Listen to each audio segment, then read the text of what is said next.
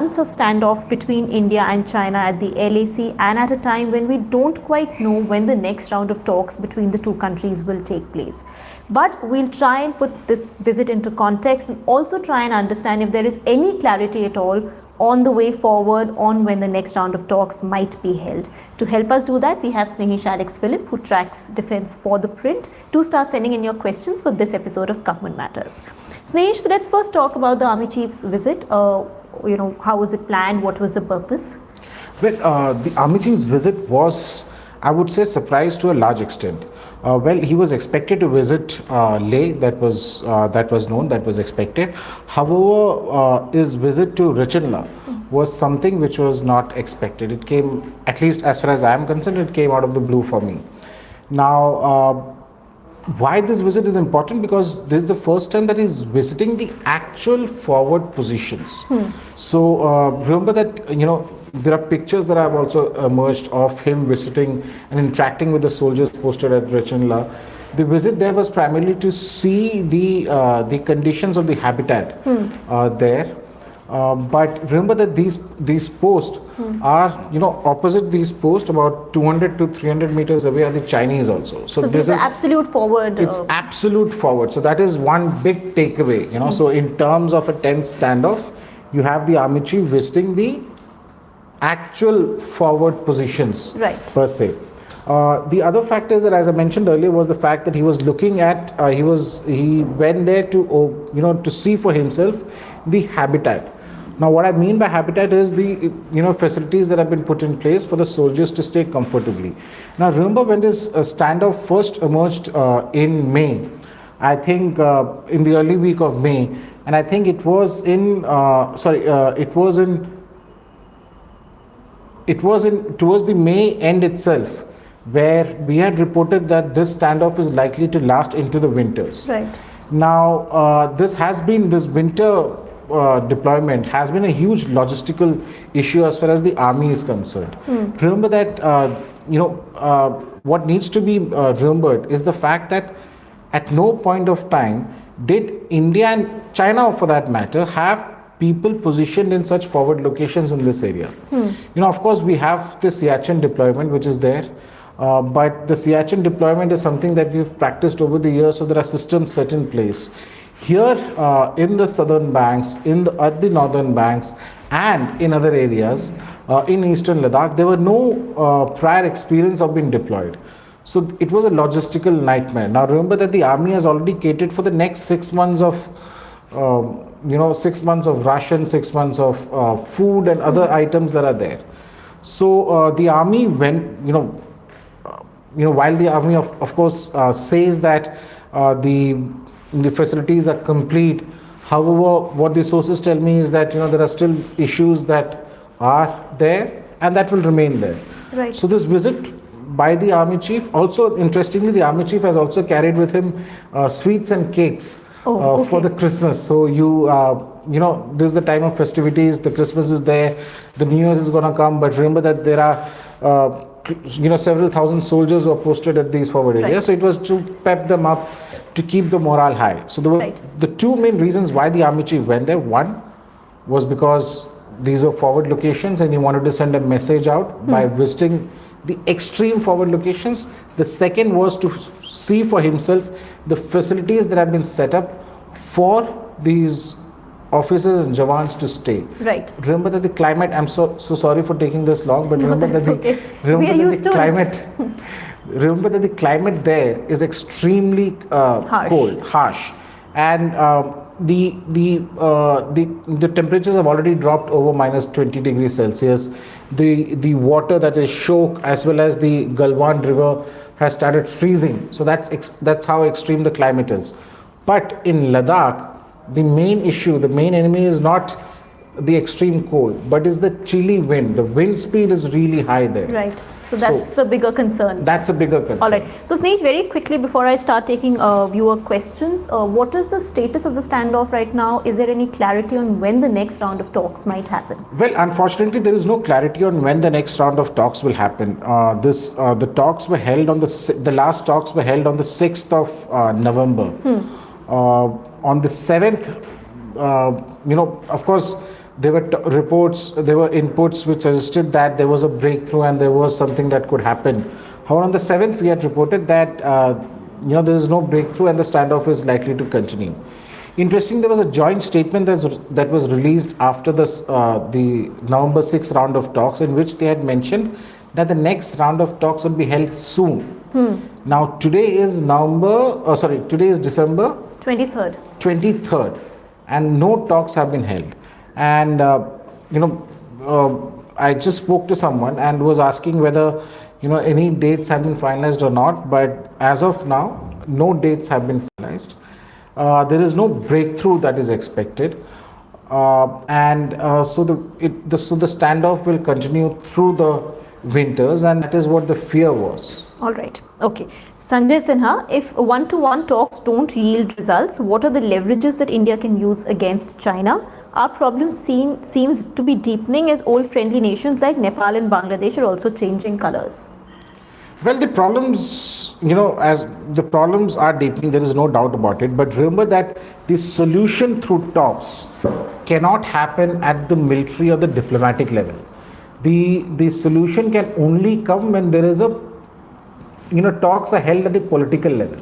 And when I say the political level, I mean at the leadership level, that is the Prime Minister as well as the President Xi Jinping. Now, what the local commanders can really work out is the larger directions given by the high command. High command, I mean the political leadership. Now, whatever China has done in May, when the Chinese came in, intruded into Indian territory and dominated Indian territory in multiple locations, was not the work of some local commander, or let's say the Western Theatre commander who looks after the borders with India. These decisions came, which is believed to be right from the very top, that is President Xi Jinping himself. Right. So when the president or when this, the Chinese, the military commission decides, I don't see how a major general or a lieutenant general or the talks have been held from the Chinese side at the major general level, a talks, solution can really come out. Okay. Dev Verma, how has the army largely overcome the logistical challenge at the habitat about which you wrote in your article, and what issues still remain relevant? Well, I would so as far as how they overcame this logistics issue was the fact that, as I mentioned, there was a lot of effort that was put in place. Now, for example, it's sad that despite the fact that we are deployed in Siachen and in multiple locations, we really had to import certain high altitude clothing from the US. Also, the habitats that have been the smart camps, as the army calls it, have been set up. Initially, there was a review that was conducted towards the end of September, mid-September. A review that was conducted by one of the central security agencies, and at that time it was felt that the speed is not up to the mark. So there was a review meeting called, and a fresh push was given to the development of infrastructure. So as I said earlier also, the army has said that it has completed the infrastructure development. But there are certain issues that continue to remain. Now, these issues are expected. For example, as I earlier explained, the army didn't have any prior logistic support for such large amount of troops in these locations. So it was the first time for us. Had it been Siachen, things would have been different, because there's already a set SOPs and the various other things that are in place, which works on an automatic mode when such things happen. Here, while the army has largely overcome those challenges, certain smaller issues will continue to persist, and this is something that should be expected also. Right. Okay. There's another question about no longer, there being no longer commander level talks. Have we lost interest in dialogue? What about the recent reports about the Chinese offering status quo ante? Did India completely reject it? So the first part, is there, as we've repeatedly talked about, there hasn't been much that these talks have yielded. So is there a lack of interest on both sides, in terms of military and diplomatic level talks, knowing that it doesn't quite lead to anything? Well, no. The talks have been going, and I've always mentioned that talks are very important. It's a positive sign when the talks continue. Now, as far as what was the second part of the question? The second part was the recent reports about Chinese offering status quo ante. Well, India the rejected. Chinese offer of status quo is not really a status quo ante. Now, what the remember that it was on the intervening night of the 29th and 30th August that specialized elements from the Indian armed forces outflanked the Chinese and captured the strategic heights at the southern banks of Pangong Tso. And we've also shown, our determination to counter deploy in the heights of the northern banks, because we've climbed up and are sitting now opposite the Chinese who are there on the Finger Four ridge lines. Now, what has happened since then is that the Chinese have been outforced, in the sense that the Chinese, have been asking right from August end itself for the Indians to withdraw from these strategic heights. And now these heights are in southern banks. So what China has offered is that, it's like a swap where India withdraws from the southern banks and they will go back from Finger 4 to beyond Finger 8. Now, India's demand has always been status quo ante, which means that, they have to go back to Finger 8. But what the Chinese have proposed is that the area between Finger 4 and Finger 8 becomes a no man's land, in the sense that Indians will not be allowed to patrol till Finger 4, and the Chinese will also not patrol till their claim line at Finger 4. Now, what the Indians are saying is that, and the Indian thought process is that, Chinese are only speaking about pullback from only the Finger area, because they want Indians to move out from the southern banks. Whereas there are other areas also at the Gogra, at Hot Spring, where the Chinese have carried out incursions. There is a long pending issue of Chinese intrusions into Depsang and its domination of the Depsang plains, and not allowing Indians to patrol to the patrol points there. So what the Indians want to do is, Indians want to have a complete discussion on the entire subject itself, whereas the Chinese are looking at limiting it just to the southern bank swap with that of the northern bank, which also doesn't work in India's favor. Okay. Dinesh Singh, has the present dying down of media attention at the India-China border, unlike how it was in, say, May, June, July, has it helped both sides in negotiations in any way? Well, as I said, the last negotiations at the military level talks were held on the 6th of November. There has not been any progress since then. And I don't agree to the viewpoint that the media reports come in the way of any fruitful discussion per se. If at all, what the media has done is highlight this particular issue. And also at the same time, which was the last part of his question? I'm so sorry, I forgot the last part. Whether it has helped negotiations in any way? Well, as I said, so the media is not playing any negative role as far as this Ladakh standoff is concerned. It was actually the media which came forward and highlighted this issue. And so, yeah. Okay. Tanveer Panjwani, what's the status of buffer zones created between Finger 4 and Finger 8 as per the last agreement and other places? Please give us info in details of various locations. And I don't know how much detail we can afford. So, there has not, as I explained earlier, there has been no creation of buffer zones at the Finger 4 area. However, let me say the only place where the Chinese have withdrawn to a large extent and have lived up to their commitment of withdrawal has been the Galwan Valley. Now, this Galwan Valley is where, in June 15 there was a clash in which soldiers from both sides lost their lives. Now, what has happened since then is that there was subsequent talks and it was decided that they will disengage. So they have disengaged from Galwan Valley. They had set up a tent at the Y junction in the Galwan Valley, which is about 1,200 kilometers from the LAC. 1,200 meters from the LAC. They have pulled back. That tent was burned by the Indian soldiers on 15th of June. And then there was an observation post which was at PP14. Remember that PP14 is about 500 meters from the LAC.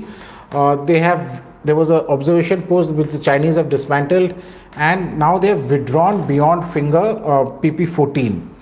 Now, and the withdrawal has taken as per the agreement reached between the two sides. However, there was also, and the area between is supposed to be buffer zone, and last check that buffer zone remains there. However, there was a withdrawal that was supposed to take place in the Gogra post area, as well as in the hot spring area. Those withdrawals have not, from the Chinese side, have not happened to the extent that they had promised to withdraw.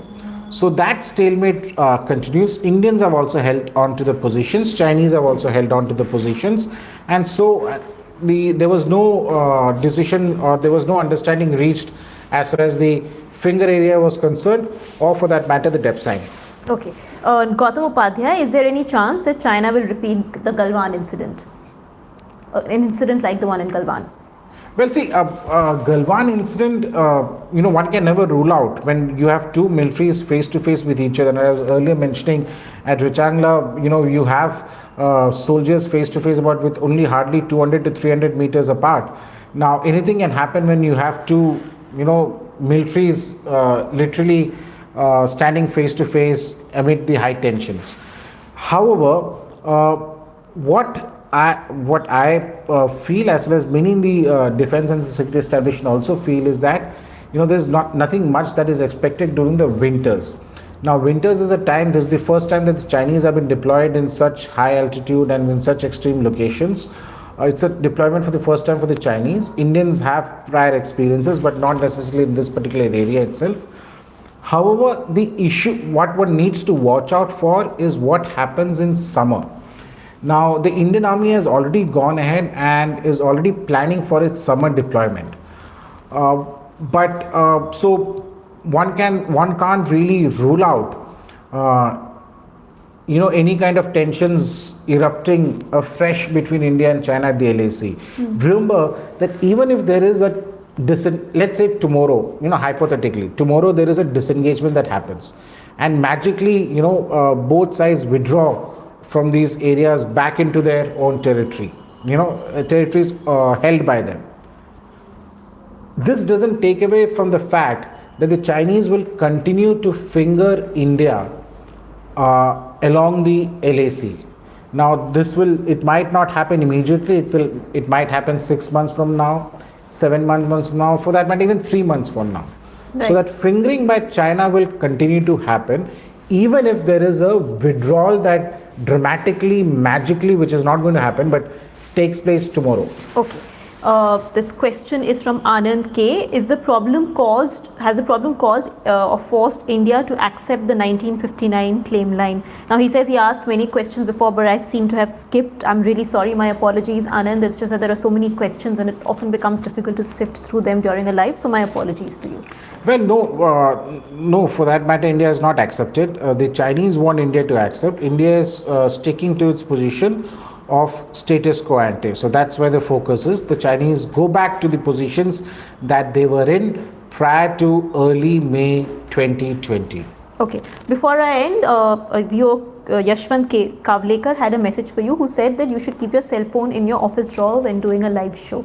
No, well, actually, Yashwant, I'll explain what we do. I have my cell phone in my hand, which I've explained many times in the past, to sift through all your questions and to be able to pick out the questions and ask them, which you're very kindly sending in. And as Noinima, my colleague, had explained in the last Government Matters, our reporters and editors sit here with their phones so that if there's any breaking news, they're updated. If there's anything that happens, they know, and they're giving you updated information in the course of the live. So thank you for being patient about this. Well, at The Print, we believe in providing you the most nuanced, fine, balanced journalism. We also believe that this journalism is not free. It has to be paid for. So do log on to our website, theprint.in, subscribe to us. There are links given for you, whether you live in India or overseas. Also at 7 p.m. this evening, our editor-in-chief, Shekhar Gupta, will be live in Hindi to take any questions on current issues, burning political issues. So do log in and send in questions.